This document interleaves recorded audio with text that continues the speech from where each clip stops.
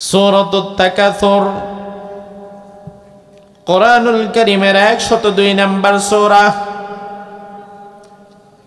এই সূরাটি হিজরতের পূর্বে মক্কার জমিনে আল্লাহ তাআলা নাযিল করেন। এই সূরার মধ্যে আল্লাহ তাআলা মোট 8টি আয়াতে কারিমা দান করেন। আমার ভাইরা এবার একটু মনে থাকলে জবাব দেন, সূরার নাম কি? কথা কয় না। তাকাসুর, সূরার নামটা মনে রাখেন। আল্লাহ তাআলা আপনার জন্য 30 পারা কোরআনে 114টা সূরা দিয়েছেন। 114টা সূরা মুখস্থ করতে না জানলেও আমার আল্লাহ কোন কোন শিরোনামে সূরা দিয়েছেন একজন মুসলমান হিসাবে ওই শিরোনামগুলো জানার দরকার আছে না নাই? জীবনে অনেক হাবিজাবি জিনিস মুখস্থ করেছেন, যে জিনিসগুলো মুখস্থ করার মধ্যে কোনো ফায়দা নাই। অনেক গান কবিতা ছড়া আপনার মুখস্থ আছে, তাতে কোনো ফায়দা নাই। কিন্তু কোরআনুল কারীমের একটা অক্ষর একটা শব্দ যদি মুখস্থ করেন তাতেও ফায়দা আছে না নাই? আমার ভাইরা এবার তাহলে জবাব দেন, সূরার নাম হচ্ছে সূরাতুত তাকাসুর। সূরার নাম কি? নাজিল হয়েছে মদিনায় নাকি মক্কায়? মক্কায়। এ সূরার মাঝে আয়াত আছে 8টি। জোরে কোন কয়টি? সূরার নাম তাকাসুর, নাজিল হয়েছে মক্কায়, আয়াত দিয়েছে আল্লাহ 8টি। আল্লাহ রাব্বুল আলামিন এ সূরার মাঝে আমাদের জন্য গুরুত্বপূর্ণ কিছু মেসেজ আল্লাহ তাআলা এই সূরার মধ্যে দিয়েছেন। তবে এ সূরার মূল আলোচনা শুরু করার পূর্বে আজকে আপনারা যেই সূরা থেকে কথা শুনবেন, এই সূরার ফজিলত কি, এই সূরার গুরুত্ব কি, এই সূরার ইম্পর্টেন্সটা কি, সেটা জানার প্রয়োজন আছে না নাই? আমার ভাইরা, তার কারণ অনেক সময় আপনি দেখবেন ছোট বাচ্চা তিতা করল্লা খেতে চায় না। মা তখন বলে, বাবা এই তিতা করল্লা যদি খাও ভিটামিন আছে। বাচ্চা বলে, ভিটামিন কি জিনিস? মা তখন বলে, এই যে তোমার শরীরে যে মাঝে মাঝে চুলকানি হয়, তিতা করল্লা খেলে তোমার শরীরে চুলকানি হবে না, রোগ প্রতিরোধ ক্ষমতা বাড়বে। ছোট বাচ্চা ছোট মাছ খেতে চায় না, মা বলে খাও, বাচ্চা বলে খাবো না। মা বলে, বাবা এটা যদি খাও তাইলে তুমি তোমার চোখের জ্যোতি বাড়বে, চোখে স্পষ্ট দেখতে পাবে। এরপরে কিন্তু বাচ্চা তিতা করল্লাও খায়, ছোট মাছও খায়। খাওয়ার কারণ হচ্ছে এগুলো খাওয়ার পরে কি হয় না হয় এটা আগে বাচ্চা জানতো না, এজন্য খেতেও যেত না। এখন যেহেতু জেনেছে, এজন্য খাওয়ার প্রতি বাচ্চার আগ্রহ জন্মেছে। এখন সূরা তাকাসুরের ভেতরে আসলে কি আছে, এর ফজিলত কি, এ সূরার ভিটামিনটা কি, সেটা জানলে এ সূরার প্রতি আগ্রহটাও আমাদের বাড়বে, ঠিক কি না? তাহলে ভিটামিনটা শোনেন। এ সূরা এত চমৎকার একটি সূরা। আল্লাহর হাবিব একদিন রাত্রিবেলা ইশার নামাজের পরে সাহাবায়ে কেরামের সামনে বসে আছেন। আল্লাহর হাবিব বললেন, সাহাবীরা, আলা ইয়াস্তাতিউ আন ইয়াকরা আলফা আয়াতিন ফি কুল্লি ইয়াউম, তোমাদের মাঝে এমন কে আছে যে প্রতিদিন সব কাজকর্ম করার মধ্য দিয়ে 1000 কোরআনের আয়াত তেলাওয়াত করতে পারবে? 1000 কোরআনে কারিমে যদি 6500 আয়াত থাকে, প্রতিদিন 1000 আয়াত তেলাওয়াত করা কিন্তু সহজ বিষয় না। আল্লাহর হাবিব বললেন, সাহাবীরা, তোমাদের মধ্যে প্রতিদিন 1000 আয়াত তেলাওয়াত করতে পারবে এমন কে আছে? একটু হাত তোলা দাও। কোন সাহাবী হাত তুলছে না, কারণ সাহাবায়ে কেরাম ভালো করেই বুঝলেন, এখন যদি হাত তুলি তাইলে এটা আমাকে পূরণ করা লাগবে। রাসূলের সামনে হাত তুলে মিথ্যা বলা যাবে না, রাসূলের সামনে ওয়াদা করে মিথ্যা বলা যাবে না। আমার ভাইরা, ওয়াদা যে খেলাফ করে, কথা দিয়ে যে কথা রাখে না, হাত তুলে ওয়াদা করে আবার যে এটা ভেঙে ফেলে, এই লোকটা কি ঈমানদার না মুনাফিক? আরো জোরে কোন। আমাদের বাংলাদেশে এমনও কিছু নেতা আমরা পেয়েছিলাম, মাহফিলের মঞ্চে আইসা ইসলামের জন্য বড় বড় কথা বলতো। ইসলাম ধরে রাখা লাগবে, কোরআন সমাজে রাখা লাগবে, আমরা মসজিদে টাকা দেই, মাদ্রাসায় টাকা দেই। নেতার কথা শুনলে মনে হয় প্রধান বক্তা ফেল, ইসলামের জন্য তার আবেগ মায়া ভালোবাসা অনেক বেশি। আবার একই ব্যক্তি স্টেজ থেকে নামার পরে যখন শুনে ওই ওলামায়ে কেরাম যারা স্টেজে বসে আছে তারা হকের পক্ষে আওয়াজ তুলছে, একই ব্যক্তি আপনাদের সামনে ইসলামের পক্ষে যেমন কথা বলে গেল, বাহিরে যাওয়ার পরে মাহফিলটা বন্ধ করার জন্য ইসলামের বিরুদ্ধে ষড়যন্ত্র শুরু করে দেয়। আছে না নাই? দ্বিচারিতা, নেফাক, যা বলে তা করে না, যা করে তা বলে না। কিন্তু সাহাবায়ে কেরামের মাঝে কি এমন ছিল নাকি? সাহাবায়ে কেরাম যা বলেন তাই করেন। সাহাবায়ে কেরাম কেউ হাত তুলছেন না, কারণ 1000 আয়াত তেলাওয়াত করতে গেলে সারা রাত কেটে যাবে, কেউ ঘুমাতে পারবে না, সারা দিন চলে যাবে, কাজও করতে পারবে না। এবার আল্লাহর হাবিব বললেন, আমা ইয়াস্তাতিউ আহাদুকুম আন ইয়াকরা আলহাকুমুত তাকাসুর। ও সাহাবীরা, তোমাদের মধ্যে কেউ কি সূরা তাকাসুরটা পাঠ করতে পারো না? সাহাবীরা বললেন, হ্যাঁ, এটা তো অবশ্যই পারি। ছোট্ট একটা সূরা, 1 মিনিটও সময় লাগে না, ছোট ছোট 8টা আয়াত এই সূরার মধ্যে আল্লাহ দিয়েছেন। এবার রাসূল বললেন, ও সাহাবীরা, কেউ যদি এই সূরা তাকাসুরটা একবার তেলাওয়াত করে, রব্বুল আলামিন 1000 আয়াতে কারিমা তিলাওয়াতের সব তার আমলনামার মধ্যে তুলে দেয়। এত আস্তে সুবহানাল্লাহ কইলেন? পয়সা লাগে নাকি রে ভাই সুবহানাল্লাহ বলতে? একটু জোরে বলেন সুবহানাল্লাহ। একবার পড়বেন সূরা তাকাসুর, আমলনামায় আল্লাহ তাআলা নেকি দিবে কয় হাজার আয়াতের? 1000। আমার ভাইরা, এই জন্য এই সূরার ফজিলত গুরুত্ব অনেক বেশি। এই সূরার সেন্ট্রাল থিম, মূল বিষয়বস্তু হচ্ছে দুনিয়ার মানুষ দুনিয়ার মোহে, দুনিয়ার লোভ লালসায়, দুনিয়ার সম্পদের মায়ে দুনিয়ার মানুষ আটকে গেছে। দুনিয়ার মানুষকে দুনিয়ার মোহ থেকে বিচ্ছিন্ন করে আখিরাতমুখী করার জন্য আল্লাহ তাআলা সূরা তাকাসুর নাযিল করেছেন। আল্লাহ রাব্বুল আলামিন এজন্য এই সূরার মধ্যে বললেন, বান্দা, আলহাকুমুত তাকাসুর, ও বান্দা, প্রাচুর্যের প্রতিযোগিতা তোমারে মোহাচ্ছন্ন করে ফেলেছে, পাগল করে ফেলেছে। দুনিয়ার মোহ মায়ে তুমি আটকে গেছো। হাত্তা যুরতুমুল মাকাবির, কবরের মাটি যতদিন না পর্যন্ত তোমার পেটে পড়বে ততদিন হয়তো দুনিয়ার মোহ মায়া থেকে তুমি বিচ্ছিন্ন হবা না। আমার ভাইরা দেখেন, আল্লাহ রাব্বুল আলামিন আমাদেরকে গুরুত্বপূর্ণ কিছু কথা বলছেন। এই সূরা সেন্ট্রাল থিমটা একটু বোঝার চেষ্টা করেন। দুনিয়ার মানুষ, আল্লাহ তাআলা দুনিয়াতে তাকে পাঠিয়েছেন চিরস্থায়ী নাকি ক্ষণস্থায়ী? কথা কি বলছেন? চিরস্থায়ী নাকি ক্ষণস্থায়ী? আমরা ছিলাম আলমে আরওয়াহতে, আল্লাহর কাছে, আবার দুনিয়াতে এখন আছি, সারা জীবন থাকতে পারবো না। নির্দিষ্ট সময় শেষ হওয়ার পরে আবার আমাদেরকে ফিরে যেতে হবে কার কাছে? এজন্য দুনিয়ার কোন মানুষ যখন মারা যায় তখন আমরা বলি ইন্না লিল্লাহি ওয়া ইন্না ইলাইহি। অর্থ কি? ইন্না লিল্লাহ মানে হচ্ছে নিশ্চয়ই আমরা আল্লাহর জন্য, ওয়া ইন্না নিশ্চয়ই আমরা ইলাইহি রাজিউন আবার তার দিকে ফিরে যাব। আপনি কি লক্ষ্য করেছেন বিষয়টা? পাশের বাড়ির চাচা মারা গেছে, আপনি কিন্তু চাচার জন্য আফসোস করেন নাই, বরং আপনি বললেন ইন্না লিল্লাহি ওয়া ইন্না ইলাইহি রাজিউন। আহারে, পাশের বাড়ির করিম চাচা মারা গেছে, ইন্না লিল্লাহ নিশ্চয়ই আমি আল্লাহর জন্য, ওয়া ইন্না ইলাইহি রাজিউন আবার আমাকে আল্লাহর দরবারে ফিরে যেতে হবে।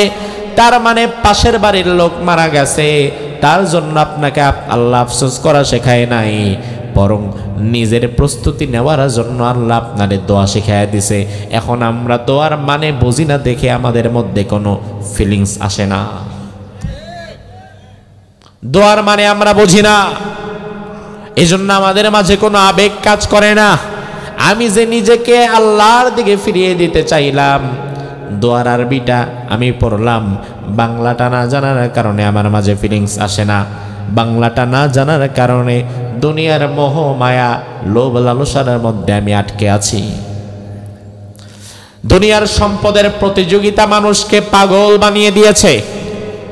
এ কথা যে আল্লাহ আয়াতের মধ্যে বললেন, এবার বান্দা হিসাবে আপনি জবাব দেন, আল্লাহর কথা কি সঠিক না ব্যাঠিক? যারা কথা কয় না তারা কোন দলের? ওই দলের? সর্বনাশ, ওই দলের।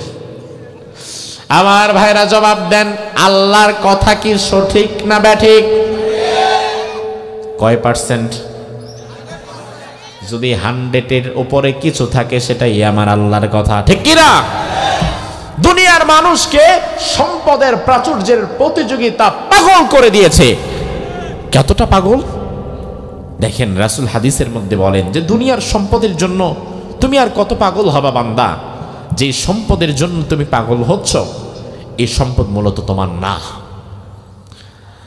আল্লাহর হাবিব সাল্লাল্লাহু আলাইহি ওয়াসাল্লাম সুনানে নাসাই 3613 নম্বর হাদিসের মধ্যে বললেন, হাদিসের নাম্বারটা বলে দেওয়ার চেষ্টা করছি যেন যদি সন্দেহ লাগে হুজুরের কথা আসলে কি হাদিসে আছে নাকি, তাইলে অন্তত যেন বাড়িতে গিয়ে তালাশ করার মতো সুযোগও থাকে। আমার ভাইয়ের আল্লাহর হাবিব এই হাদিসের মধ্যে বললেন, একদিন সাহাবায়ে কেরামের সামনে রাসূল, আজকে আমরা যে সূরা তেলাওয়াত করছি, আল্লাহর হাবিব একদিন এই সূরাটাই তেলাওয়াত করলেন। আমি জবাব চাই, কোন সূরা? আরো জোরে।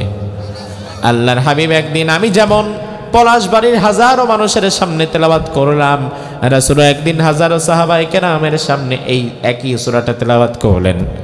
সাহাবায়ে কেরাম চুপচাপ করে শুনলেন, কারণ কোরআনের আদব হচ্ছে ইদা কুরিআল কুরআন ফাসতামিউ লাহু ওয়ানসিতু, যখন কোরআন তেলাওয়াত করা হবে সর্বোচ্চ মনোযোগ সহকারে সেটা শুনতে হবে।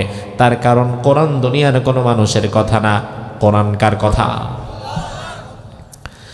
আল্লাহর হাবিব সূরা তাকাসুর তেলাওয়াত করলেন। এরপরে রাসূল সাহাবায়ে কেরামের দিকে তাকিয়ে বললেন, সাহাবীরা, ও সাহাবীরা, ইয়াকুল ইবনু আদম মালি মালি, বনি আদম, আদমের সন্তান যারা দুনিয়াতে আছে, আদমের সন্তানেরা শুধু বলে আমার সম্পদ, আমার সম্পদ, আমার সম্পদ। এই বাড়িটা আমার, মোটরসাইকেলটা আমার, গাড়িটা আমার, বাড়িটা আমার, বিল্ডিং আমার, ক্ষেত আমার, এই আমার আমার বলে বলে দুনিয়ার মানুষ গর্ববোধ করে। আমার ভাইরা দেখবেন, হুজুর এই যে এই পুরা জমিটা কিন্তু আমার, ওই পাশের পুকুরটা দেখতেছেন ওটা কিন্তু আমার, ওই যে 2টা গরু দেখতেছেন মাঠে ওটা কিন্তু আমার। এগুলো নিজের সম্পদকে জাহির করে প্রকাশ করে মানুষ আনন্দ লাভ করে। আল্লাহর হাবিব বলেন, বনি আদম এইভাবে দুনিয়ার সম্পদের দিকে তাকায় আর বলে এটা আমার, এটা আমার, এটা আমার। তবে আমি নবী বললাম, দুনিয়ার মানুষের কাছে মূলত 3 ধরনের সম্পদ ছাড়া তাদের নিজেদের কোনো সম্পদ নাই। 3 ধরনের সম্পদ যেখানে সে দাবি করতে পারবে এটা আমার, এই 3 ধরনের সম্পদ ছাড়া অন্য কোনো সম্পদ সে তার নিজের বলে দাবি করতে পারবে না। 3 ধরনের অ্যাসেট, 3 ধরনের সম্পদ আছে, যেই 3 ধরনের সম্পদকে আপনি দাবি করতে পারবেন এটা আমার। এই 3 ক্যাটাগরির অ্যাসেট ব্যতীত, 3 ক্যাটাগরির সম্পদ ব্যতীত একটাকেও আপনি আপনার সম্পদ বলে দাবি করতে পারবেন না। দাবি করলেও এটা মিথ্যা হয়ে যাবে।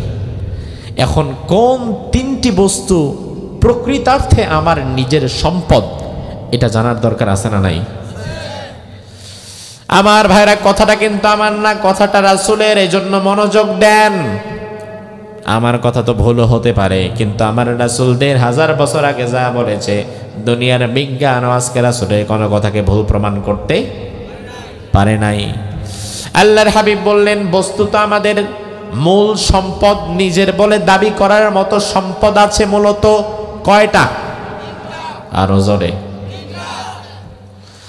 আল্লাহর হাবিব এক নম্বরে বললেন, মা আকালতা ফাআফনাইতা। এক নাম্বার সম্পদ হচ্ছে দুনিয়ার মানুষ ওই ব্যক্তি যতটুকু খাবার গ্রহণ করে ফেলেছে, খেয়ে ফেলেছে, খাওয়ার পরে বলতে পারবে এটা আমার। দুনিয়ার কেউ আর এটা নতুন করে খাইতে পারবে না। এই যে আমার হাতে এটা একটা চায়ের কাপ, লক্ষ্য করেন, আমি এক ঢোক খেয়ে ফেললাম। এবার আমি দাবি করতে পারি যে এক ঢোক আমি খেলাম এটা আমার, কারণ যে এক ঢোক চা আমি খেলাম এই চাটুকু নতুন করে আর দুনিয়ার কোনো মানুষ খেতেই পারবে না। কিন্তু আমি এটাও দাবি করতে পারি না এই চাটা আমার, এই চায়ের কাপটা আমার, আমি এটাও দাবি করতে পারি না। তার কারণ আমি ইয়াহইয়া তাকি যদি কথা বলতে বলতে এই মুহূর্তে মরে যাই স্ট্রোক করে, তাইলে বাকি চা যেটা আমি নিজের জন্য দাবি করলাম এটা তো আমার আর রইলই না, বরং এটা আরেকজন খেয়ে ফেলবে, ঠিক কিনা? তাইলে দাবি করতে পারবো ততটুকু খাবার যতটুকু আমি খেয়ে ফেলেছি, যেটা খাই নাই এটা দাবিও করতে পারবো না। ও ভাই, অনেক সময় দেখবেন বাড়িতে সুন্দর করে মাছ রান্না করা হয়েছে, বাজার থেকে আপনি ইলিশ মাছ এনেছেন, দুপুরবেলা ভাত খাবেন, মাছ ভুনা করা হয়েছে, দুপুরবেলা আপনার প্লেটে মাছ দেয়া হলো, ভাত দেয়া হলো, সুন্দর করে তরকারি দিয়ে আপনি একটা লোকমা মাখালেন, মুখে তুলবেন, এমন সময় ফোন এসেছে, রিংটং বেজেছে, বিবিরে বললেন ফোনটা দাও দেখি, ফোনটা দিল, ফোনটা রিসিভ করে কানে দেওয়ার পরে শুনলেন, রফিক ভাই তাড়াতাড়ি বাজারে দৌড়ায় আসেন, আপনার দোকানে আগুন লাইগা তছনছ হয়ে গেছে। এই কথা শোনার পরে কি ভাত আর গলায় ঢুকে? কথা কন না। ওই মুহূর্তে ইলিশ মাছ তো ভালো, বোয়াল মাছ গরুর গোশত দিলেও কি আর খাওয়া যায়? ভাত মাখায় ফেলেছেন, তবুও ভাত না খেয়ে প্লেটের ভাত প্লেটে রেখে আপনি দৌড়ায় উঠে গেছেন, চলে গেছেন বাজারে। এই ভাত হয়তো আপনার বিবি, বাসার কাজের লোক বা অন্য কেউ খেয়ে ফেলেছে, কেউ যদি না খায় হয়তো ফেলে দিয়েছে, কুকুর বিড়াল পিপলিকা খেয়েছে। তার মানে আপনি প্লেটের মধ্যে ভাত নেওয়ার পরে মাখানোর পরেও দাবি করতে পারবেন না এটা আমার, তার কারণ এখনো পর্যন্ত এটা আপনার ভেতরে ঢুকে নাই। রাসূল বললেন দাবি করতে পারবা ততটুকু যতটুকু আগে খেয়ে ফেলেছ। তাইলে এবার জবাব দেন, রাসূলের কথার সাথে আপনারা কি একমত না দ্বিমত? রাসূলের কথা ঠিক আছে তো ভাই? তিন ধরনের সম্পদ যেটা আপনার আমার দাবি করার মতো সম্পদ, তিন ধরনের সম্পদ ছাড়া আমরা অন্য কিছু দাবিও করতে পারবো না। এর মধ্যে এক নাম্বার, মা আকালতা ফাআফনাইতা, যতটুকু খেয়েছো ততটুকুই তোমার। দুই নাম্বার, আউলা বিস্তাফা বলাইতা, আপনার একটা সুন্দর জামা আছে, এই যে জুব্বাটা আমি আজকে আপনাদের সামনে পরে এসেছি, এই জুব্বাটা আমি 2 বছর পরেছি, আরো হয়তো 1-1.5 বছর পরব, এই আস্তে আস্তে পুরান হয়ে যাচ্ছে, ছিঁড়ে যাচ্ছে, এরপরে এটা আমি ফেলে দিব। আমি যেই জুব্বাটা পরেছি এই জুব্বাটা যখন ছিঁড়ে যাচ্ছে ফেলে দিব, ফেলে দেওয়ার পরে এই জুব্বাটা আর কেউ পরবে না। রাসূল এটাই বললেন, তুমি যেটা পরিধান করে ফেলেছো তোমার শরীরের সাথে, তুমি দাবি করতে পারবা এটা তোমার, কারণ তুমি মরে গেলেও তোমার ছিঁড়া জামা কেউ গায়ে দিবে না। যেটা পড়েছো এটাই তোমার, যেটা খেয়েছো এটাই তোমার। তাইলে 3 নাম্বার কি? রাসূল বললেন 3 নাম্বার হচ্ছে আও তাসাদদাকতা ফামদাইতা। ও দুনিয়ার মানুষ শুনে নাও, 3 নাম্বার হচ্ছে আল্লাহর পথে তুমি যেটা খরচ করে ফেলেছো এটা তোমার। দুনিয়াতে আজকে তুমি মাহফিলে এসে মসজিদে দান করলা, মাহফিলে দান করলা, মাদ্রাসায় দান করলা, তুমি মনে করলা টাকাটা ফেলে দিলাম, দিয়ে দিলাম। আল্লাহ বলে না বান্দা, দুনিয়ার মানুষ যদি তার হালাল উপার্জন থেকে আল্লাহর পথে 1 টাকা ব্যয় করে, রব্বুল আলামিন ওই বান্দার টাকাটাকে তার নিজ হাত দিয়ে তুলে নেয়। আরো জোরে কম। তাইলে আপনি যেটা দান করেছেন এটা আপনার পরকালে এটা পাওয়া যাবে। আপনি দাবি করতে পারেন আমি 500 টাকা দিয়ে এসেছি, এটা আমি জমা করে রেখেছি, এটা আমার, এই টাকা আর কেউ নিতে পারবে না, কারণ পরকালে এটা আল্লাহ আপনাকে ফিরিয়ে দেবে, এটা আল্লাহর ব্যাংকে জমা রাখা হয়েছে। তাইলে দুনিয়াতে মূলত মানুষের নিজের বলে দাবি করার মতো সম্পদ মাত্র 3টা। জোরে কোন কয়টা? ভালো করে মনে রাখেন, 1 নাম্বার যা খেয়ে ফেলেছেন ওটাই আপনার, 2 নাম্বার যা পরিধান করে ফেলেছেন ওটাই আপনার, 3 নাম্বার আল্লাহর পথে যা খরচ করেছেন ওটাই আপনার। এই 3টি বস্তুর বাহিরে দুনিয়ার যত সম্পদ আপনি দেখেন, কোন সম্পদ আপনি নিজের বলে দাবিও করতে পারবেন না। আপনি বলবেন হুজুর কইলে হইল নাকি, জমি এখন আমার নামে, গাড়ি এখন আমার নামে, গরু আমার কিনা। আমি বলবো ভাই আপনি মরে দেখেন, জাস্ট আজকে রাত্রে মনে দেখেন, আজকে আপনি যদি 11টা 21-এর মধ্যে আপনি যদি আজকে মরে যান, আগামীকাল 11টা 21 বাজার আগেই দেখবেন আপনার সম্পত্তি ভাগ হয়ে গেছে। আপনার কান্নার রেশ শেষ হওয়ার আগে আপনার সম্পত্তি ভাগ হয়ে যাবে। তার মানে দুনিয়াতে আপনি 3 প্রকারের বস্তু ছাড়া অন্য কোনো কিছুর মালিক না। যেই জমিতে আপনি আছেন, যেই বাড়িতে আপনি আছেন, এটা মূলত আপনার ওয়ারিসদের। আপনি মরলেই তারা নিয়ে নিবে। আপনি হচ্ছে ক্ষণিকের জন্য সেই বাড়ি আর জমির পাহারাদার। আপনার পাহারাদারি শেষ হয়ে যাবে, তারা নিয়ে নিবে। আমার ভাইরা কথাগুলো একটু মনোযোগ সহকারে শুনবেন। এই কথাগুলো হতে পারে আপনার জীবন পরিবর্তন করার জন্য যথেষ্ট। কারণ কোন কথা দিয়ে আল্লাহ তাআলা কারে হেদায়েত দিয়ে দিবে, কার জীবন পরিবর্তন করবে বোঝা যাবে না। কিন্তু মনোযোগ সহকারে হেদায়েতের নিয়তে যদি শুনতে পারেন, তাহলে জীবন পরিবর্তন হওয়ার সম্ভাবনা আছে না নাই? এজন্য আমার ভাইরা দুনিয়াতে আপনি হারাম খাবেন কেন? হারাম উপার্জন করবেন কেন? হারাম সম্পদের পাহাড় বানাবেন কেন? হারাম খাওয়ার দরকার নাই। দুনিয়ার মানুষ সম্পদের যে পাহাড় গড়তে থাকে, এই সম্পদের পাহাড় নিজের জন্য গড়ে না, গড়ে মূলত তার পরিবার পরিজনদের জন্য, স্ত্রীর জন্য, ছেলের জন্য, মেয়ের জন্য। নিজের জন্য কিছুই আর দরকার নাই। তার কারণ আমার ভাইরা, এই বাজারেও একজন মানুষের নিজে নিজে একা একা চলে ফিরে খাওয়ার জন্য সর্বোচ্চ 5-7 হাজার টাকা হলে যথেষ্ট, খেয়ে দিয়ে চলতে পারবে। কিন্তু উত্তরবঙ্গের মানুষ, গাইবান্ধার মানুষ, রংপুরের মানুষ, নীলফামারীর মানুষ, ঢাকা, চট্টগ্রাম বিভাগীয় শহরগুলোতে গিয়ে রিক্সা চালায়, এমন মানুষ আছে না নাই? জিজ্ঞেস করলাম একদিন, চাচা বাড়ি কোথায়? বলে বাড়ি রংপুর। রিক্সা চালান এখানে এসে, রংপুরে কি রিক্সা চালাইতে পারেন না? এত দূর থেকে সাভারে কেন আসলেন? চাচা বলে বাবা, গ্রামে আমি যদি রিক্সা চালাই সমস্যা হবে না, আমার নিজের যতটুকু দরকার আমি চলে ফিরে খাইতে পারবো। তবে আমার মাথার উপরে আরো 4-5টা মানুষের দায়িত্ব আছে। আমার মাথার উপরে আমার 3টা মেয়ে, 1টা ছেলে, আপনার চাচি আছে। এই 5টা মানুষের দায়িত্বই আমাকে আমার বাড়ি ছাড়তে বাধ্য করেছে। বাড়িতে থাকলে নিজের খাবার হবে, কিন্তু বাড়িতে থাকলে 6 জনের খাবার হবে না। এই জন্য আমি বাহিরে চলে এসেছি যেন 6 জন মানুষের খাবারের ব্যবস্থা করতে পারি। আমার ভাইরা, তাতে আমি বোঝাবার চেষ্টা করলাম, দুনিয়ার মানুষ যত উপার্জন করে, যত কষ্ট করে, পরিশ্রম করে, নিজের জন্য না পরিবারের জন্য? কার জন্য? অধিকাংশ করে পরিবারের জন্য। এমনকি যারা হারাম খায়, এই হারাম খোরগুলাও হারাম খায় পরিবারের জন্য।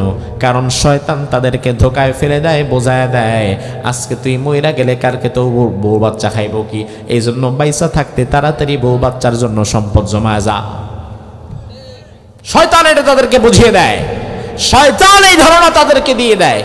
এই জন্য তারাও হালাল হারাম বাজ বিচার না করে তার পরবর্তী প্রজন্মের জন্য, বংশধরদের জন্য, ছেলে মেয়েদের জন্য অঢেল ভাবে সম্পদ উপার্জন করতে থাকে।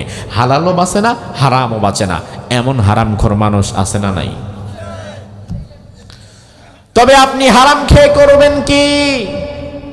কার জন্য হারাম কামালেন?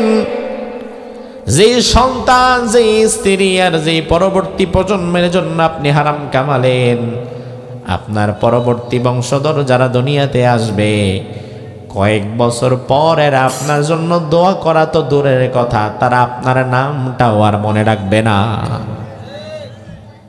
কথা কি বোঝেন? আমার ভাইরা, আমি আপনাদেরকে একটু পেছনে নিয়ে যেতে চাই। এটা হচ্ছে 2024 সাল। আজ ডিসেম্বরের 7 তারিখ। আজ থেকে 200 বছর পেছনে চলে যান। 200 বছর পেছনে গেলে কত হয়?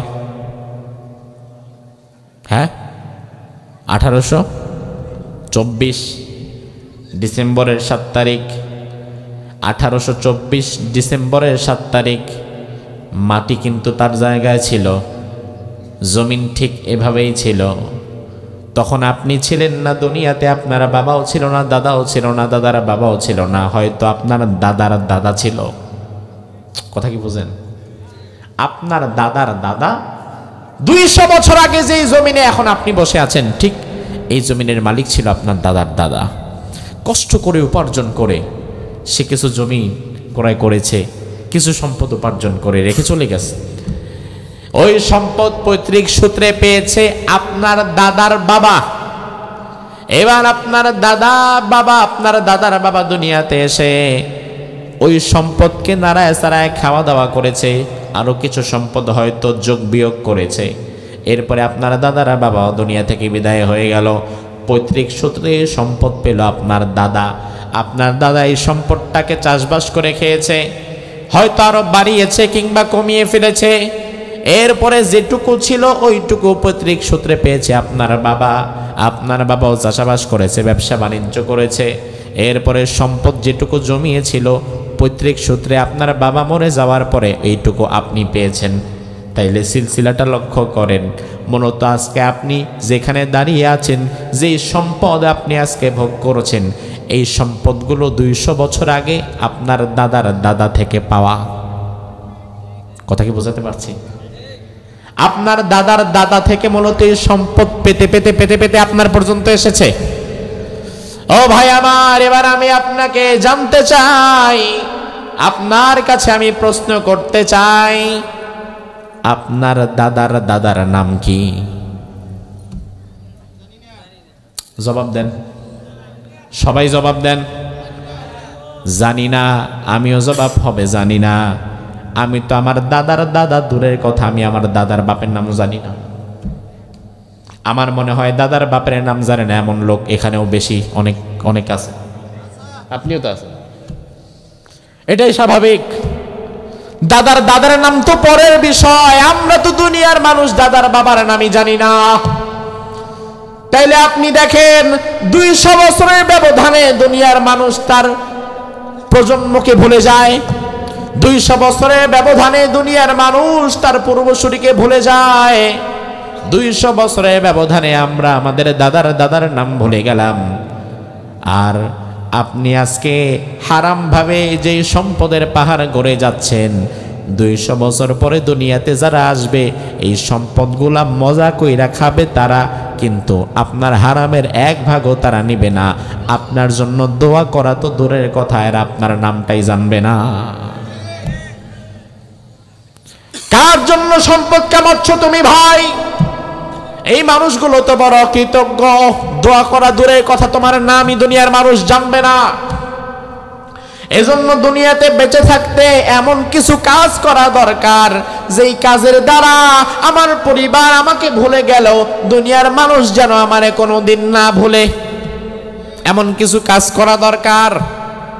এমন কিছু কাজ যদি করতে চান, মাদ্রাসার সাথে সম্পৃক্ত থাকবেন, মসজিদের সাথে সম্পৃক্ত থাকবেন, দ্বীনি কিছু কাজের সাথে সম্পৃক্ত থাকবেন, তাহলে দুনিয়ার মানুষ সারা জীবন আপনারে মনে রাখবে।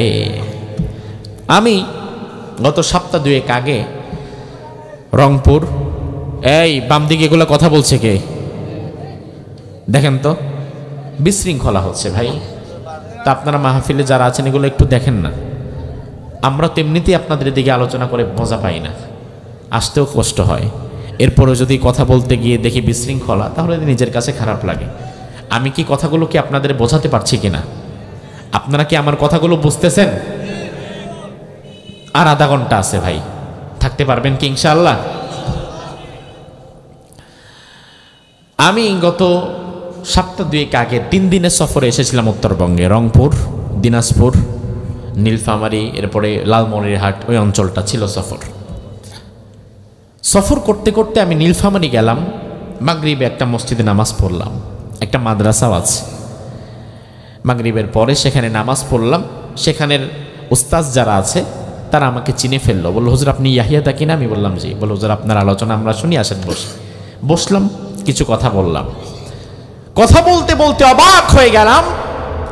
ওই মাদ্রাসাটি আজ থেকে প্রায় 30 বছর আগে প্রতিষ্ঠিত নীলফামারীতে। নীলফামারীর সম্ভবত ডিমলা কিংবা ডোমার, 2 থানার এক থানা হবে, আমার এক্স্যাক্টলি এখন থানাটা মনে পড়ছে না। 30 বছর আগে ওই মাদ্রাসা প্রতিষ্ঠিত। ওই মাদ্রাসা প্রতিষ্ঠা করেছিলেন বাংলাদেশের বরেণ্য একজন আলেম, শাইখুল হাদিস আল্লামা আজিজুল হক রাহিমাহুল্লাহ, আমাদের মামুনুল হক সাহেবের বাবা। তিনি থাকতেন ঢাকায়, দার্স দিতেন জামিয়া রহমানিয়াতে। নীলফামারীতে তার প্রতিষ্ঠিত একটি মাদ্রাসা। তার মানে হচ্ছে তিনি কখনো নীলফামারীতে এসেছিলেন, নীলফামারীতে দেখলেন হয়তো এই এলাকায় মাদ্রাসায় নাই, তিনি কিছু টাকা পয়সা করে তুলে জমায়া এখানে একটা মাদ্রাসা করে দিলেন। আপনি দেখেন দুনিয়ার মানুষ অদ্ভুত। আপনার পরিবারকে আজকে যদি আপনি 100 কোটি টাকার মালিক বানায় যান, এই পরিবার 2, 4, 10, 20 বছর পরে আপনাকে ভুলে যাবে।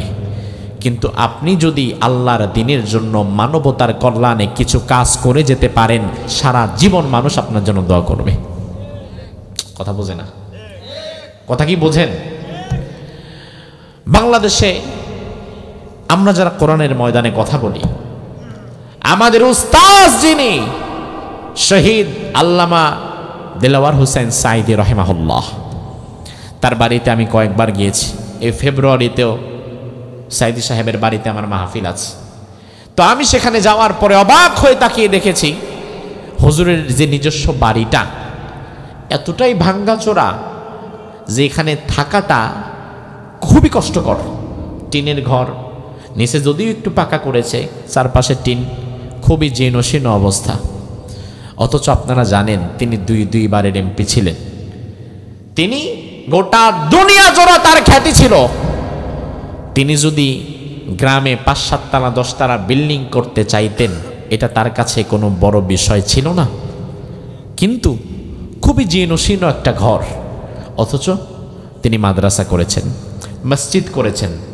বাংলাদেশে সাঈদী সাহেবের প্রতিষ্ঠিত মাদ্রাসার সংখ্যা 40টার বেশি। বাংলাদেশে তার প্রতিষ্ঠিত মসজিদের সংখ্যা 50টার বেশি। আমি অবাক হয়ে যাই, দেশের বিভিন্ন জায়গায় যাওয়ার পরে হুজুরের মাদ্রাসা দেখি, মসজিদ দেখি। এমনি এমনি একজন মানুষের জন্য মানুষ জীবন দিতে প্রস্তুত হয় না। এমনি এমনি একজন মানুষকে এত ভালো মানুষ বাসে না। ওই মানুষটা যদি স্বার্থপর হতো, শুধু টাকা পয়সা হাদিয়া খাইতো, পেট মোটা করতো, আর নিজে 10 তলা 20 তলা বিল্ডিং করতো, আজ সে মারা গেলে হয়তো আমরা তার জন্য চোখের পানিও ফেলতাম না। তিনি মারা গেছে, তাই আমাদের কি? কিন্তু তার জন্য আমরা জীবন দিতে পারি এই কারণে, আল্লাহর বান্দা যতদিন দুনিয়াতে ছিল নিজের জন্য কিছুই করেন নাই, সব করেছে আল্লাহর জন্য, মানবতার কল্যাণে, দেশের জন্য। ঠিক কিনা? এই জন্য তার জন্য আজও পর্যন্ত আমাদের দোয়া এবং ভালোবাসা আছে না নাই? পৃথিবী যদি আরো 1000 বছর টিকে থাকে, আরো 1000 বছরই তার জন্য দোয়া থাকবে। এমন কিছু কাজ তিনি করে গেছেন। আপনাকে আমি এখান থেকে শিক্ষা দিতে চাইলাম, এমন কিছু কাজ আপনি করার চিন্তা করেন, যেন পৃথিবীবাসী সারা জীবন আপনার জন্য দোয়া করে। আজ মসজিদগুলো আমাদের নির্মাণ করা দরকার, দ্বীনি প্রতিষ্ঠানগুলোর পাশে আমাদের দাঁড়ানো দরকার। তার কারণ আমরা দেখতে পাচ্ছি বিভিন্ন জায়গা থেকে মসজিদের উপর আক্রমণ হচ্ছে। এই যে গতকাল গেল 6ই ডিসেম্বর, আজ থেকে 32 বছর আগে 1992 সালে ভারতে সম্রাট বাবরের তৈরি মুসলমানদের চমৎকার ইতিহাসের উজ্জ্বল গৌরবাজ্জ্বল একটি মসজিদ ছিল, যার নাম হচ্ছে বাবরি মসজিদ। নামটা জানেন? এই প্রজন্মের ছেলেরা হয়তো নামটাও জানে না। ও আমার যুবক, নামটা শুনে রাখো। তুমি এই প্রজন্মের মানুষ, তোমার জানা দরকার, তোমার পূর্বপুরুষদের একটা গৌরবোজ্জ্বল মসজিদ ছিল ভারতের বুকে, যার নাম হচ্ছে বাবরি মসজিদ। জোরে কোন, কি মসজিদ? সবাই বলেন। ওই মসজিদটা 1992 সালে বর্তমান ভারত সরকার, তখনও তারা সরকার গঠন করে নাই, বিজেপি, ভারতীয় জনতা পার্টি, নরেন্দ্র মোদীর দল, এই বিজেপি এবং শিবসেনা, হিন্দু মহাজোট, এই হিন্দুত্ববাদী সন্ত্রাসীরা আমার বাবরি মসজিদকে ভেঙে চুরমাচুর করে দিয়েছিল আজ থেকে 32 বছর আগে। ওই হিন্দুত্ববাদী সন্ত্রাসীরা বাবরি ভাঙার পরে ক্ষান্ত হয় নাই, এখন নতুনভাবে 56,000 বর্গমাইলের দেশ বাংলাদেশ, মসজিদের শহর ঢাকা, এখন আমার দেশের দিকে তারা কোন নজর দেয়? বিভিন্ন জায়গা থেকে তারা খবর রটায়, বিভিন্ন গণমাধ্যম থেকে তারা নিউজ প্রকাশ করে যে বাংলাদেশ থাকবে না, বাংলাদেশ আমরা নিয়ে নিব, বাংলাদেশের এই অঞ্চল দখল করে নিব, সে অঞ্চল দখল করে নিব। এই সব প্রোপাগান্ডা শুরু হয়েছে সবচেয়ে বেশি 5ই আগস্টের পর থেকে। তার কারণ 5ই আগস্টের পরে শুধুমাত্র স্বৈরাচারের পতন হয় নাই, 5ই আগস্টের পরে দিল্লির যে আধিপত্য ছিল আমাদের উপরে, সেই আধিপত্যের পতন হয়ে গেছে। এজন্য এখন তারা পাগল কুকুর যেমন হয়ে যায়, ভাদ্র মাসের পাগল কুকুর যেমন ঘেউ ঘেউ করে, ভারতের মিডিয়াগুলো এখন তেমন ঘেউ ঘেউ করা শুরু করে দিয়েছে। আমরা এটা দখল করব, আমরা চট্টগ্রাম দখল করব, আমরা সিলেট দখল করব, আমরা ব্রাহ্মণবাড়িয়া দখল করব, আমরা কুমিল্লা দখল করব। দখল করা 56,000 বর্গমাইলের বাংলাদেশ দখল করা এত সহজ? এত সহজ? বরং আজকে যদি দখলদার হিন্দুত্ববাদী শক্তি আমার বাংলাদেশ দখল করার জন্য গৌর গোবিন্দের ভূমিকায় মাঠে নামে, বাংলাদেশের 18 কোটি মুসলমানকে শাহজালালের ভূমিকায় মাঠে থাকতে হবে। আজ যদি হিন্দুত্ববাদী শক্তি মুশরিকেনে হিন্দুস্তান যদি আজকে ফেরাউনের মতো মাঠে দাঁড়ায়, মূসার মতো আমাদের মাঠে থাকতে হবে। আজ ওরা যদি আমাদের সাথে আবু জেহেলের মতো আচরণ করে, আমাদেরকে অমরের মতো শক্তিশালী রূপে সেটা ফিরিয়ে দিতে হবে। আজ যদি হিন্দুত্ববাদী শক্তি আমাদের সামনে নমরুদের মতো মাথা চারা দিয়ে ওঠে, আমাদেরকে ইব্রাহিমের মতো দুনিয়ার নমরুদদেরকে মোকাবেলা করার জন্য প্রস্তুত থাকা লাগবে। প্রস্তুত থাকার জন্য কারা কারা রাজি আছো? তুই হাত তুলে আল্লাহরে দেখাও।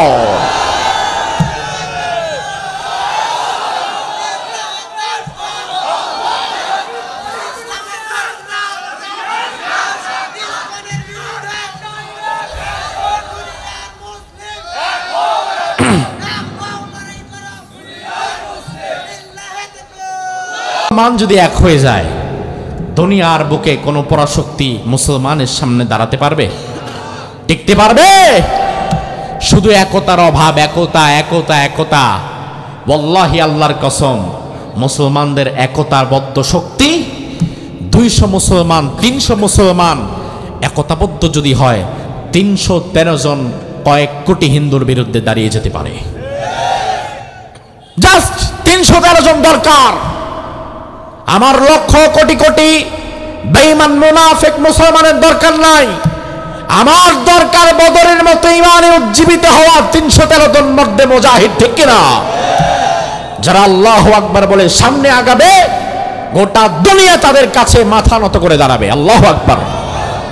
খালিদ বিন ওয়ালিদের দিকে তাকান। মুতার যুদ্ধ, কোন যুদ্ধ? মুতার যুদ্ধে মুসলমানদের সংখ্যা মাত্র 3000। খালিদ বিন ওয়ালিদ নেতৃত্বে তৎকালীন পৃথিবীর পরাশক্তি রোম, আজ দুনিয়ার পরাশক্তি যেমন আমেরিকা, তৎকালীন পৃথিবীর পরাশক্তি রোম। রোমানদের সৈনিকের সংখ্যা 2 লক্ষ। একটু হিসাবটা মিলান, 2 লক্ষ আর 3000, হিসাবটা বরাবর হয়তো কথা কয় না। 2 লক্ষের সাথে 3000 যায়? 2 লাখ মানুষ যদি থুথু মারে, তাও তো 3000 পিছলা খায়া পড়বো। এতটাই কম, সংখ্যাটা এতটাই কম। ইতিহাস বলে সেদিন খালিদ বিন ওয়ালিদ এমন বীর দর্পে যুদ্ধ করেছে, খালিদ বিন ওয়ালিদের তলোয়ারের কাছে একজন কাফের টিকে থাকতে পারে নাই, বরং খালিদের সেই দিন একে একে 9টা তলোয়ার ভাঙ্গা হয়ে গেছিল। আপনি বোঝেন কতগুলা কল্লা ফালাইলে একটা তলোয়ার ভাঙতে হয়। ইতিহাস বলে খালিদ বিন ওয়ালিদ সেদিন যেদিক দিয়ে তলোয়ারি ঘোরাতে ঘোরাতে যাচ্ছিল, মিনিটের মধ্যে ওই মাথায় কয়েক শত খ্রিস্টানের মাথা কাটা পড়তেছিল। চিন্তা করা যায় 3000 মুসলমানদের মধ্যে মাত্র 16 জন শহীদ হয়েছে, আর মুশরিক খ্রিস্টানদের মধ্যে শহীদ হয়েছে 30,000। শহীদ বলে মরছে 30,000, তাহলে 30,000 মরে গেছে, আর এদিক দিয়ে মাত্র 16 জন। তাহলে বুঝেন কি পরিমাণ যুদ্ধটা সেদিন হয়েছে। তার মানে মুসলমান কোনোদিন সংখ্যাধিক্যের বিচারে বিজয় অর্জন করতে পারে না।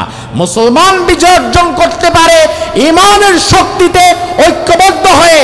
আমাদের শুধু দরকার ঐক্যবদ্ধ ইমানি শক্তি, যেই শক্তির কাছে হিন্দুস্তান ধুলাবালির মতো উড়ে যাবে। আল্লাহ তাআলা সেই ঐক্যবদ্ধ ইমানি শক্তি আমাদেরকে দান করুক, বলি আমিন। আমার ভাইরা, এই জন্য আল্লাহর হাবিব সাল্লাল্লাহু আলাইহি ওয়াসাল্লাম বারবার আমাদেরকে কবরের কথা স্মরণ করিয়ে দিচ্ছেন। যেই জাতির মোহ মায়া দুনিয়ার সম্পদের সাথে আটকে যায়, ওই জাতি কোনোদিন জিহাদের ময়দানেও যেতে পারে না। কিন্তু যেই জাতি আখিরাত মুখী চিন্তা করে, আমারে পরকালে আল্লাহর দরবারে দাঁড়াতে হবে, যেতে হবে, এই চিন্তা যেই জাতির মাথায় থাকে, ওই জাতির দুনিয়ার কোনো লোভ লালসা দিয়ে আটকে রাখা যায় না। বর্তমান পৃথিবীতে মুসলমানদের একতা নাই আর ইমানি শক্তি নাই। তার কারণ মুসলমানেরা সেন্স অফ অ্যাকাউন্টেবিলিটি, পরকারের চিন্তা বাদ দিয়ে দিয়েছে। শুধুমাত্র দুনিয়ার মোহ মায়া ইহজাগতিক কল্যাণের মধ্যে নিজেদেরকে ডুবিয়ে রেখেছে। আল্লাহর হাবিব সাল্লাল্লাহু আলাইহি ওয়াসাল্লাম বলেন, ইয়াতবাউল মাইয়িতু সালাসা মালুহু ওয়া আহলুহু ওয়া আমালুহু ফায়ারজিউ মালুহু ওয়া আহলুহু ওয়া ইয়াবকা আমালুহু। দুনিয়ার কোনো মানুষ যখন মারা যায়, ওই মানুষটাকে যখন ঘাড়ে করে খাটিয়াটা কবরস্থানের দিকে নিয়ে যাওয়া হয়, আপনার লাশটা যখন খাটিয়াতে করে কবরস্থান পর্যন্ত নিয়ে যাওয়া হবে, রাসূল বলেন ওই মৃত লাশের সাথে সাথে 3টা জিনিস তার পেছনে পেছনে যায়। জোরে কোন, কয়টা জিনিস? আরো জোরে। 1 নাম্বার রাসূল বললেন মালুহু, তার সম্পদ। 1 নাম্বার কি? সম্পদ। 2 নাম্বার ওয়া আহলুহু, তার পরিবারবর্গ, ছেলে মেয়ে নাতিপুতিরা। 3 নাম্বার ওয়া আমালুহু, তার আমল, তার কাজকর্ম, ভালো করলে তা, খারাপ করলে তা। আল্লাহর হাবিব বললেন জানাজা পর্যন্ত 3টা জিনিস সেখানে থেকে যায়। কবরস্থ করার পরে ইয়ারজিউ মালুহু ওয়া আহলুহু, তার সম্পদ এবং তার পরিবার দাফন কাফনের পরে আবার কবরস্থান থেকে ঘরের বাড়ির দিকে চলে যায়। ওয়া ইয়াবকা আমালুহু, শুধুমাত্র তার আমল, তার কাজগুলো তার সাথে কবরের জিন্দেগিতে থেকে যায়। এজন্য আমার ভাইরা, আমাদের সাথে গহীন অন্ধকার কবরে যেই আমলগুলো আমাদের সাথে থাকবে, দুনিয়াতে বেঁচে থাকতে ওই আমলগুলোর প্রতি যত্নশীল হওয়ার দরকার আছে না নাই?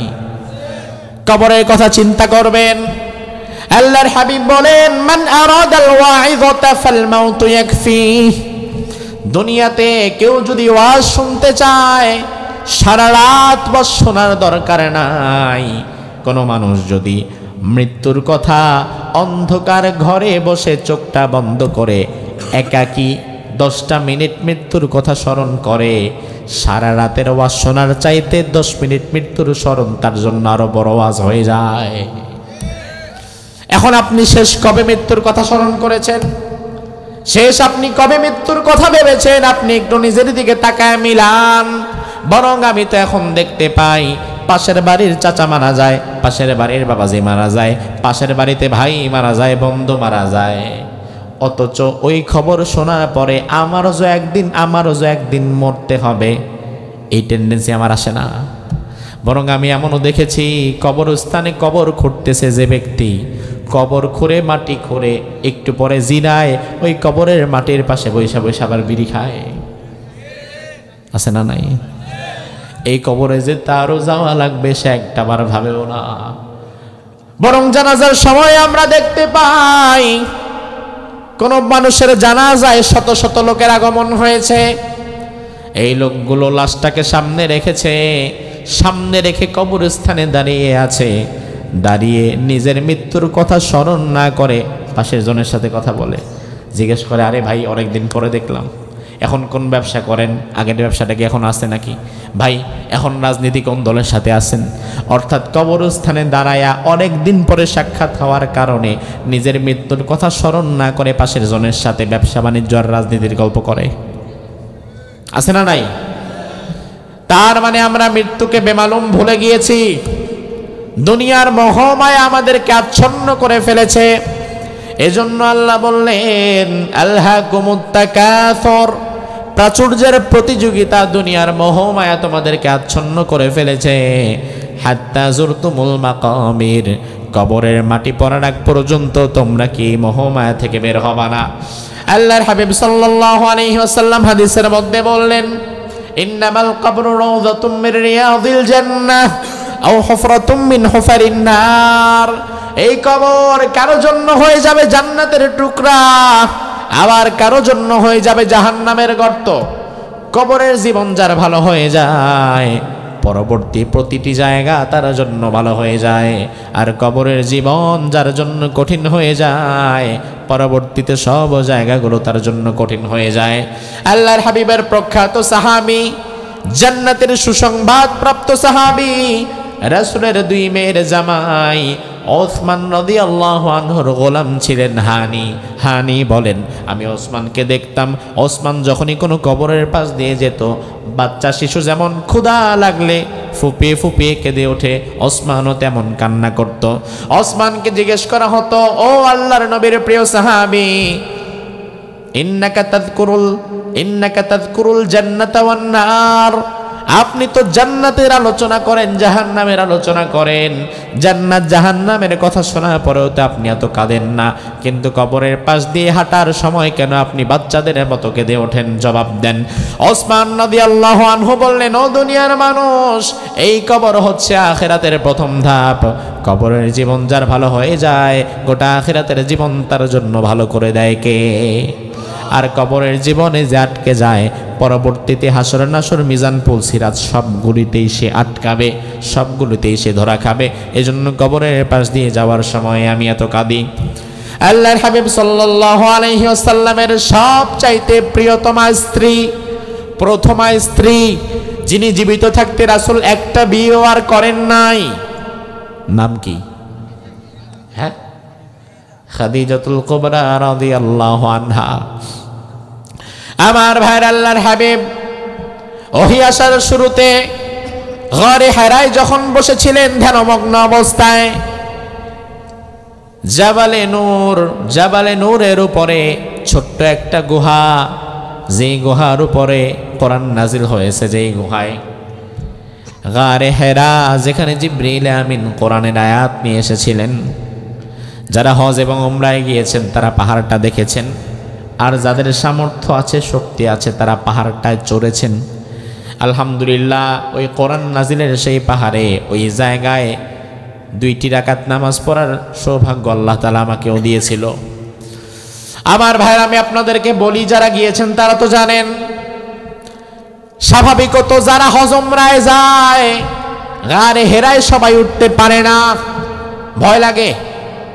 তার কারণ আমাদের দেশ থেকে হজ কিংবা উমরায় যায় মানুষ জীবনের সব আকাম কুকাম কইরা শেষ বয়সে, যখন তারে কোনো মানুষ কোনো কাজে নেয় না, ডেট এক্সপায়ার, সরকারেরও নেয় না, চাকরি শেষ, এখন কি করবে না করবে, সারা জীবন অনেক হারাম খেয়েছে, এখন চিন্তা করে হজ একটা কইরা আসি।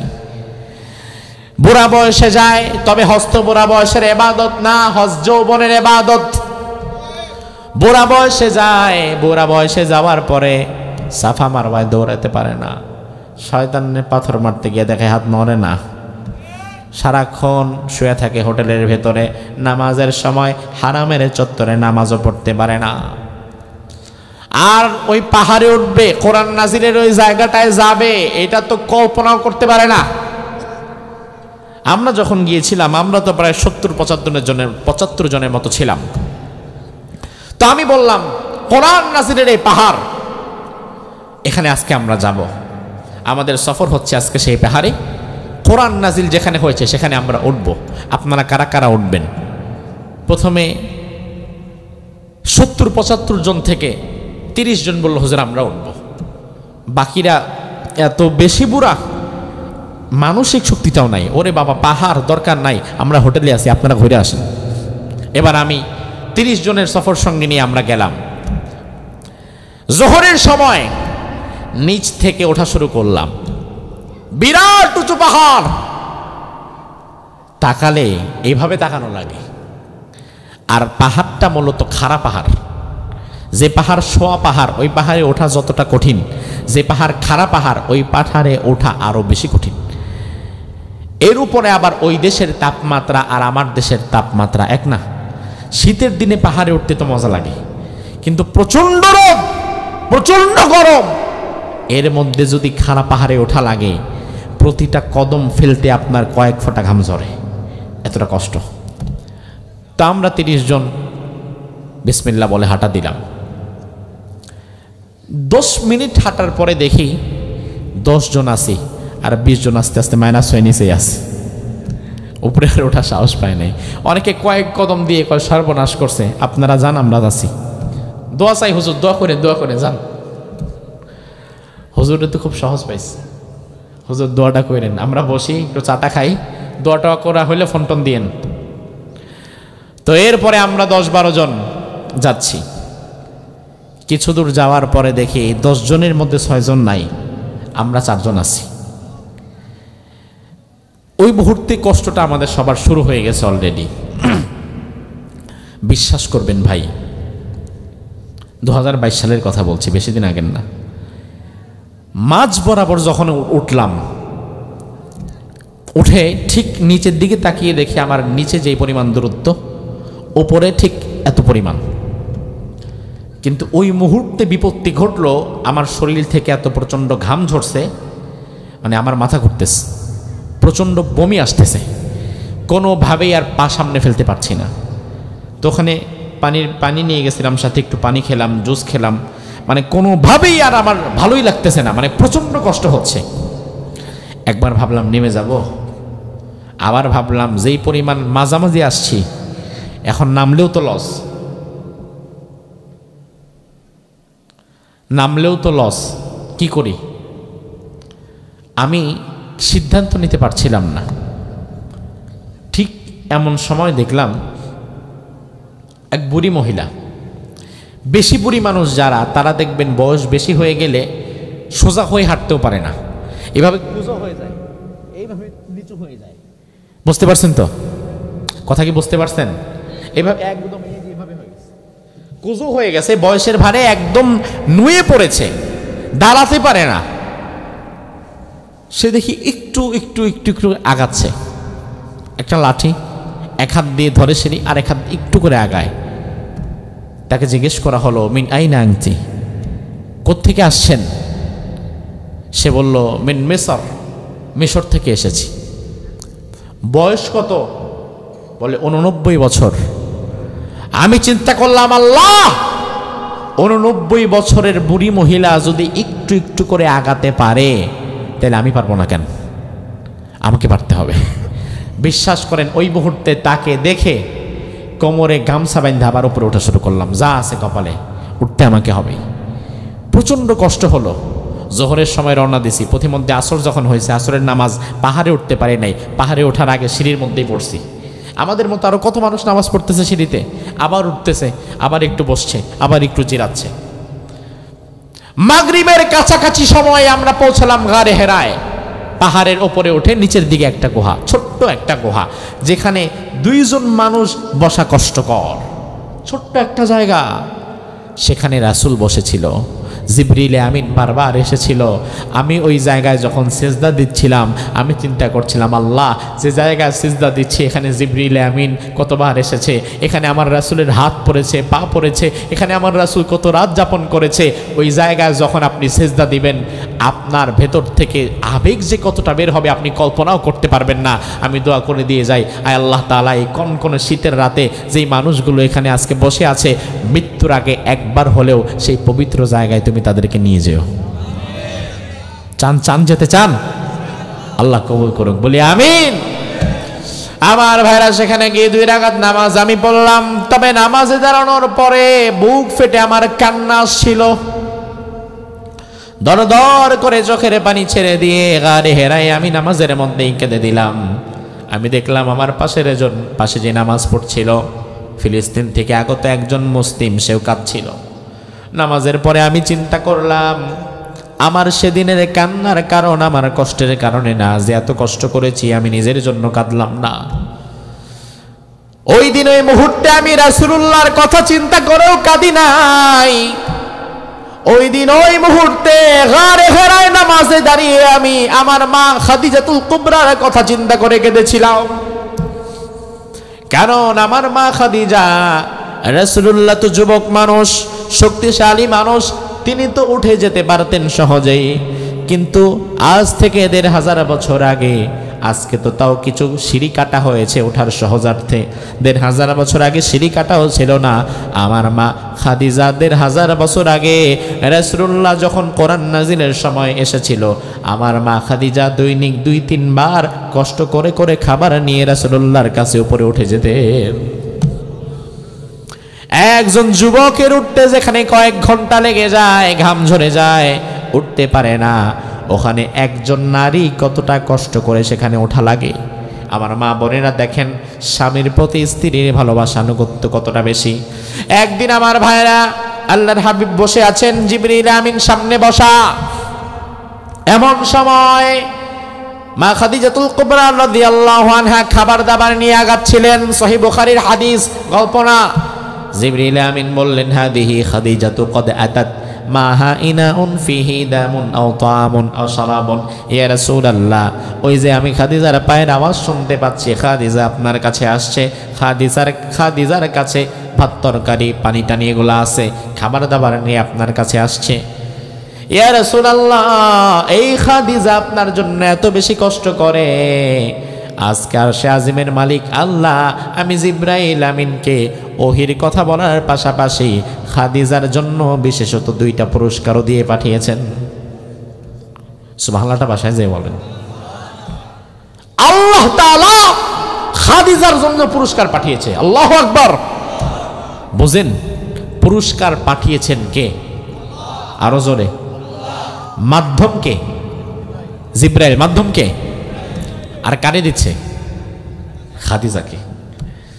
আল্লাহর হাবিব বললেন, জিবরাইল, আমার আল্লাহ বুঝি আমার খাদিজারে এত পছন্দ করে, পুরস্কার আল্লাহ নিজেই পাঠিয়েছে। জিবরাইল আমিন বলে, জি আল্লাহ নিজেই পুরস্কার পাঠিয়েছে। কি পুরস্কার জিবরাইল বলো? জিবরাইল আমিন বললেন, ইয়া রাসূলুল্লাহ,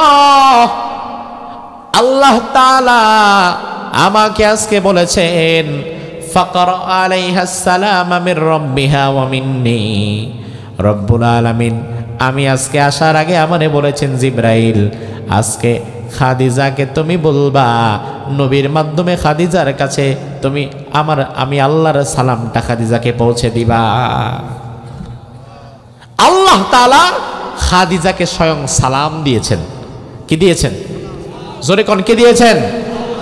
আপনি বাজারে দাঁড়িয়ে আছেন, বাজার সদাই করছেন, এমন সময় কোন এমপি মন্ত্রী যদি বাজারে ভরা মজলিসে আপনার নাম ধরে বলে, আব্দুস সামাদ ভাই আসসালামু আলাইকুম, কেমন আছেন? বাজারে 100 লোকের সামনে মন্ত্রী যদি আপনার নাম ধরে সালাম দেয়, আপনার কি মর্যাদা কমে না বাড়ে? তাইলে মন্ত্রীর সালাম, এমপির সালাম কই, আর আল্লাহর সালাম কই? আল্লাহ তাআলা স্বয়ং খাদিজারে সালাম দিয়ে সম্মানিত করেছেন। সুবহানাল্লাহ। জিবরিল আমিন বলে, ইয়া রাসূলুল্লাহ, আল্লাহ যারে সালাম দিতে পারে, আমি জিবরাইল তারে সালাম না দিয়ে থাকবো কি করে? ওয়া মিন্নি, আমি জিবরাইল আজকে খাদিজারে সালাম দিয়ে দিলাম। পুরস্কার কিন্তু একটা হয়েছে, কারণ জিবরাইলেরটা বোনাস, এটা মূল পুরস্কারের মধ্যে ছিল না। এবার জিবরিল আমিন বলে, ইয়া রাসূলুল্লাহ, 2 নাম্বার পুরস্কার হচ্ছে ওয়াবাশশিরহা বিবাইতিন ফিল জান্নাহ। খাদিজারে আপনি আজকে বলবেন, আরশে আজিমের মালিক আল্লাহ তিনি খাদিজার জন্য একটা জান্নাতের মধ্যে ঘর বানিয়ে রেখেছেন। তাহলে প্রথম পুরস্কার সালাম দিয়েছেন কে? দ্বিতীয় পুরস্কার ঘর বানিয়েছেন কে? এবার খাদিজা যখন আসছে, রাসূল বললেন, খাদিজা তোমার দাম আজকে কত বেড়েছে শোনো।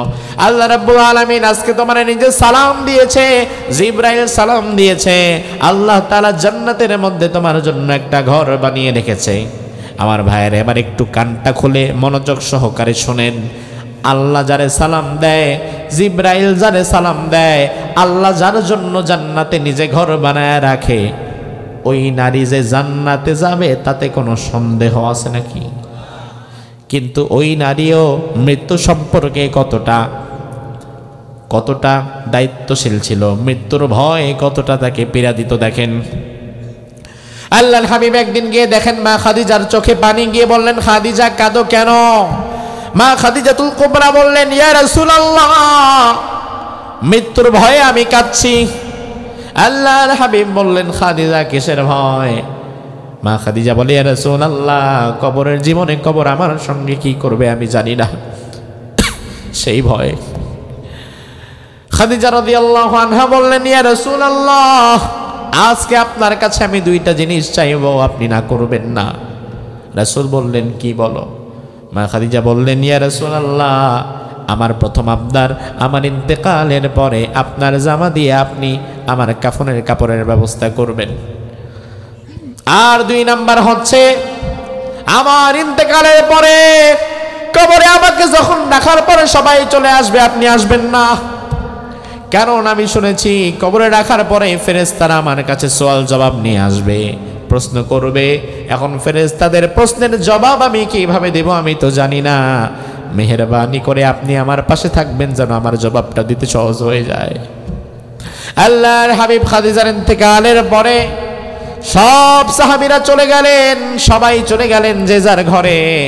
সন্ধ্যার আধার নেমেছে, তবুও রাসূল যায় না, কবরের পাশে বসে আছে। জিবরিল আমিন, আল্লাহ বললেন, জিবরাইল যাও, আমার নবী কেন কবরের পাশে বসে আছে জিজ্ঞেস করো, কারণ আমার নবী যতক্ষণ থাকবে ফেরেশতারা আসবে না। জিবরিল আমিন এসে বললেন, ইয়া রাসূলুল্লাহ, বাড়িতে যাচ্ছেন না কেন? জিবরিল আমিন বলে, জিবরিল আমিনকে রাসূল বললেন, জিবরাইল, আমি আমার খাদিজাকে কথা দিয়েছিলাম, খাদিজার কবরের 3টা প্রশ্নের জবাব দেওয়ার আগ পর্যন্ত আমি নবী যাব না, এই জন্য বসে আছি।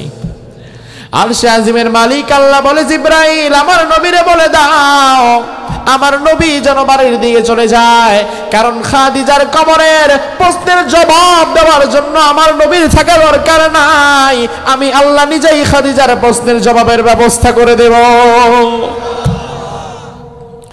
জান্নাতের সুসংবাদ পাওয়ার পরেও জান্নাতি মহিয়সী নারীরা কবর সম্পর্কে, মৃত্যু সম্পর্কে এতটা বেশি ভয় পেতেন। আর আমাদের যাদের জাহান্নামে যাওয়া প্রায় মোটামুটি কনফার্ম, আমাদের নিজের আমল ইমানের অবস্থা যা, আপনাদেরটা আমি জানি না, বাট নিজেরটা তো নিজে জানি, আপনিও নিজেরটা নিজে জানেন। আমল ইমানের দিকে তাকালে মনে হয় আমার জান্নাত মাশাআল্লাহ মোটামুটি কনফার্ম হয়ে গেছে, কিন্তু তবুও সারা জীবনে কোনোদিন মৃত্যুর কথা আমাদের ভাবায় না, পরকালের চিন্তা আমাদের আসে না, কবরের চিন্তা আমাদের নাই।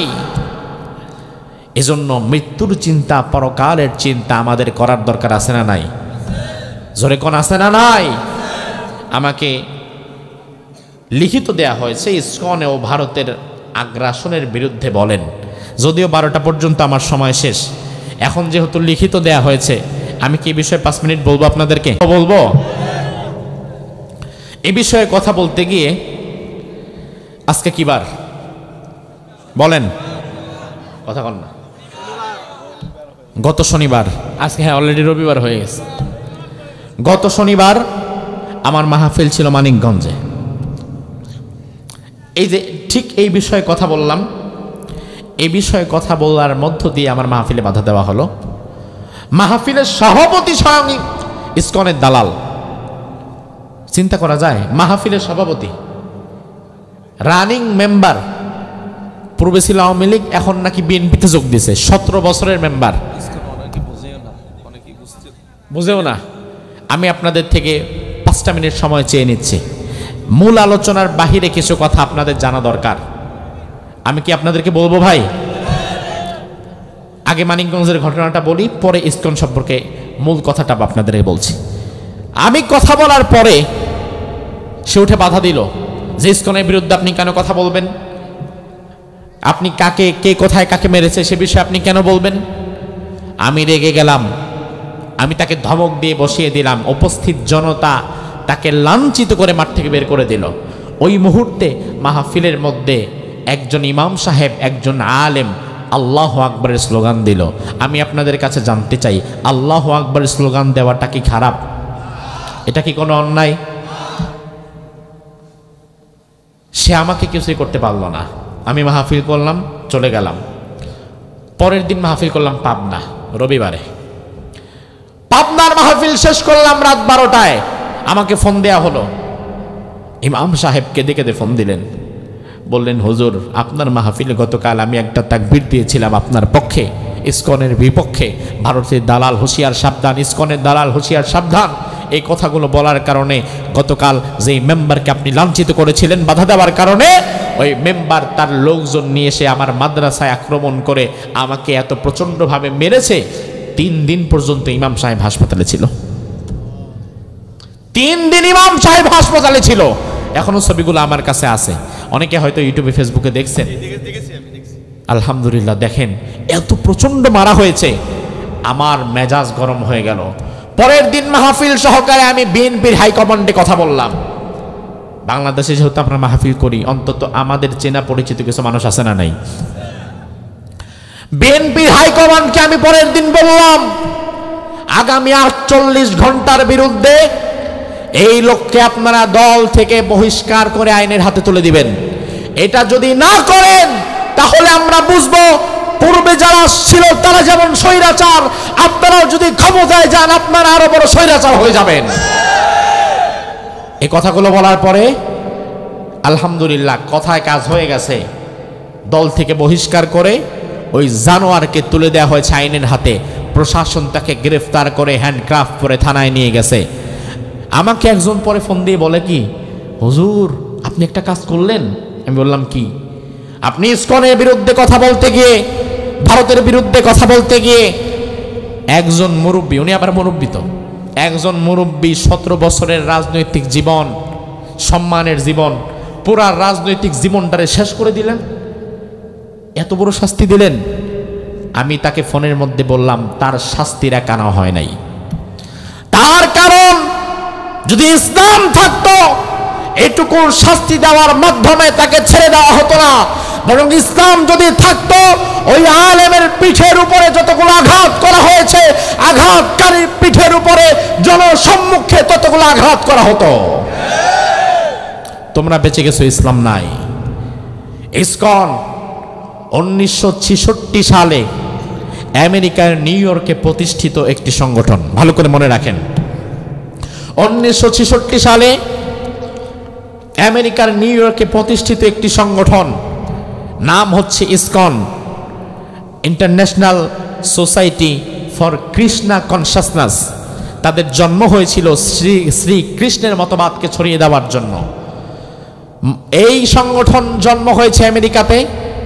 এই সংগঠন পরিচালনার টাকা পয়সা দিয়েছে ইসরায়েল। আর এই সংগঠন মতবাদ লালন করে ভারতের উগ্রবাদ এবং সন্ত্রাসবাদ। তাহলে এখানে আমরা 3টা বিষয় পেলাম, মনে রাখেন। জন্ম হয়েছে আমেরিকায়, টাকা পয়সা দেয় ইসরায়েল, মতাদর্শ লালন করে ভারতের উগ্রবাদ এবং সন্ত্রাসবাদ। পৃথিবীতে ইসরায়েল, আমেরিকা, ভারত, এই 3 দেশের চাইতে খারাপ জঘন্য সন্ত্রাসী আর কেউ নাই। এই 3 দেশের বিষাক্ততা মিলিয়ে একটা গ্লাসে ইসরায়েলের বিষ, আমেরিকার বিষ, ভারতের বিষ, এই 3টা মিলাইলে যে শরবত হবে ওই শরবতের নাম ইসকন। কথা কি বোঝেন? ওই শরবতের নাম ইসকন। 3 দেশের বিষাক্ততা নিয়ে তাদের জন্ম।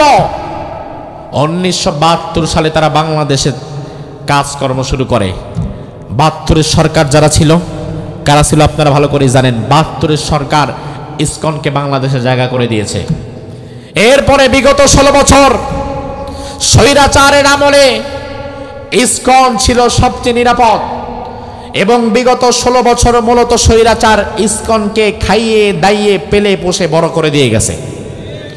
ইসকন মূলত বাংলাদেশে হিন্দুত্ববাদ প্রচারকারী একটি ভয়াবহ সন্ত্রাসী সংগঠন।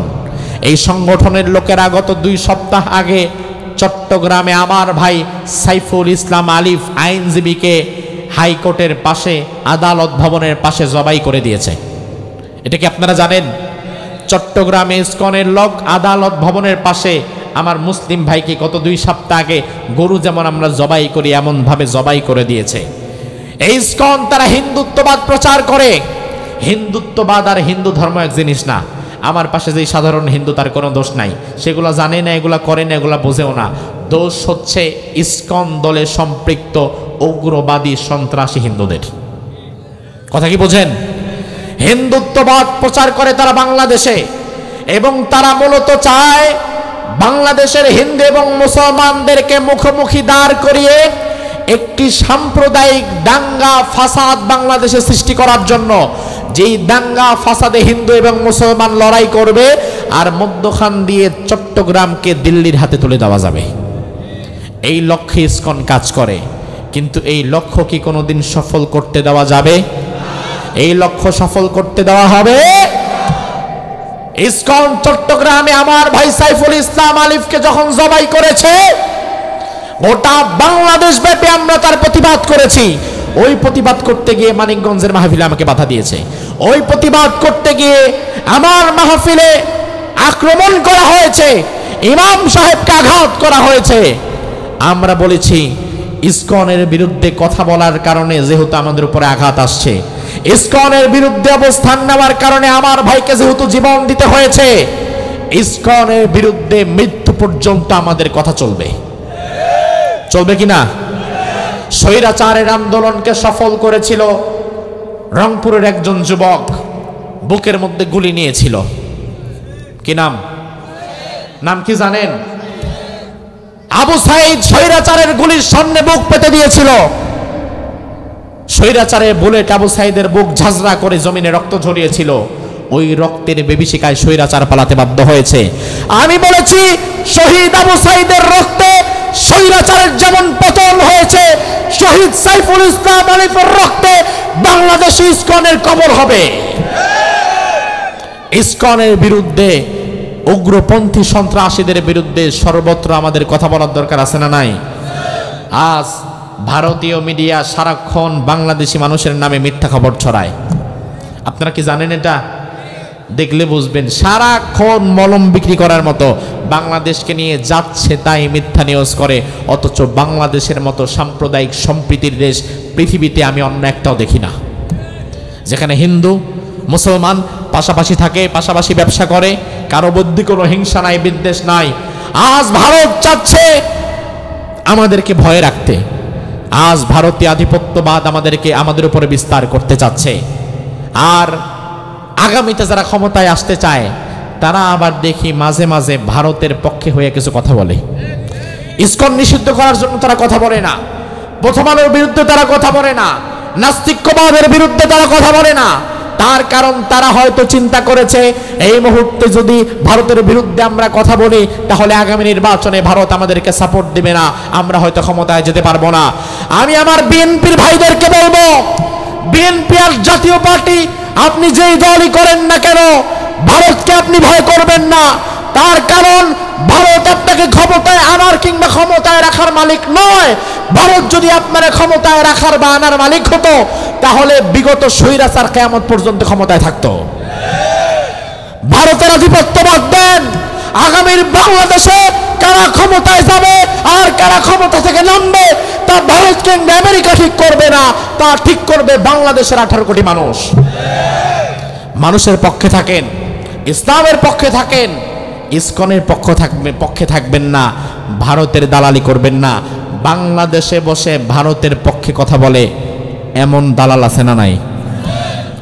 প্রতিদিন ভারতীয় গণমাধ্যম আমাদের বিরুদ্ধে নিউজ করছে, বাংলাদেশে আক্রমণ করার জন্য তারা নীল নকশা আঁকছে। আর এই মুহূর্তে দাঁড়িয়েও কোনো মুসলমানের বাচ্চা কি ভারতের পক্ষে কথা বলতে পারে? হিন্দুস্তানের পক্ষে কথা বলতে পারে? আপনাদেরকে রাসূলুল্লাহর শেষ একটি হাদিস শুনিয়ে যাই। আল্লাহর হাবিব বলেছেন, শেষ জামানায় একটা যুদ্ধ হবে। আপনারা ভালো করে মনোযোগ সহকারে শুনেন। গাইবান্ধার মানুষ মনোযোগ সহকারে শুনেন। ১৫০০ বছর পূর্বে রাসূলুল্লাহ বলেছেন, কিয়ামতের পূর্বে একটি ভয়াবহ যুদ্ধ হবে। ওই যুদ্ধের নাম হচ্ছে তাগজুল হিন্দ, গাজওয়ায়ে হিন্দ। ওই যুদ্ধে হিন্দুস্তানের বিরুদ্ধে মুসলমানদের লড়াই হবে, মুশরিকদের বিরুদ্ধে ওই যুদ্ধে ইমানদারদের লড়াই হবে। আমি তো দেখতে পাচ্ছি গাজওয়ায়ে হিন্দ অলরেডি শুরু হয়ে গেছে। গাজওয়ায়ে হিন্দ অলরেডি শুরু হয়ে গেছে, যার প্রমাণ এখন দুটি দল দুদিকে ভাগ হয়ে গেছে।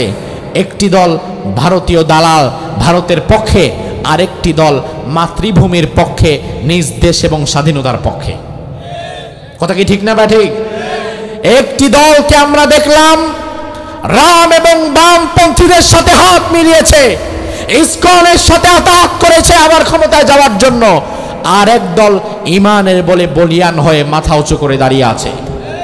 একটি দল চলে গেছে মূসার দিকে, আরেকটা দল চলে গেছে ফেরাউনের দিকে। একটি দল চলে গেছে ইব্রাহিমের দিকে, আরেকটা দল চলে গেছে নমরুদের দিকে। একদিকে দাঁড়িয়ে গিয়েছে ইমানদার শক্তি, আরেকদিকে মুশরিক সমাজ। একদিকে দাঁড়িয়ে গিয়েছে গরুর মুদখোর, আরেকদিকে দাঁড়ায় গেছে গরুর দুধখোর। এখন তুমি কি মুদখোর না দুধখোর সেটা ঠিক করো। তুমি যদি দালাল হও তাহলে তুমি মুদখোর, আর তুমি যদি ঈমান ওয়ালা হও, দেশের পক্ষে থাকতে পারো, তাহলে বিজয় তোমার আসবে। আলা ইন্না নাসরাল্লাহি করিব, বিজয় তোমার আসবে।